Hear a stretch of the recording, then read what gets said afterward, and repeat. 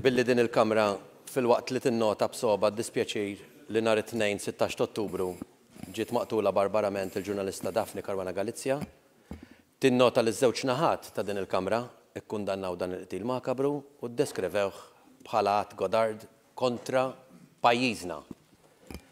Tinnota li s-soċjetà ċivili nniżlet fit-toroq fil-belt kapitali tagħna ta' pajjiżna biex tipprotesta kif ukoll resqu talbiet speċifiċi quddiem il-President ta' Malta, l-Eċċellenza tagħha Mary Louise Calero Preca, fejn talbu r-reżenja tal-Kummissarju tal-Pulizija u tal-Avukat Ġenerali.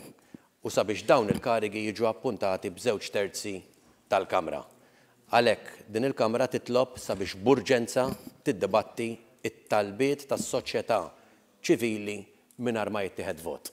Hawnhekk smajt wara li kien hawn it-talba minnaħa tiegħi stess is-sedja talbet novi web tal-Gvern biex jgħid il-pożizzjoni tiegħu. Il-pożizzjoni tiegħu qiegħda illi nimxu mal-aġenda, jiġifieri m'hemmx qbil, u għal daqstant qed le, m'hemmx qbil illi ħu paċenzja. Hawnhekk għandna mozzjoni ta' proċedura li kemm il-Gvern u kemm l-Oppożizzjoni diġà qablu fuqha biex nimxu mal-Kumitat ta' Provvista li għandna llum. Issa, kollox biqbil kollox jista' jsir.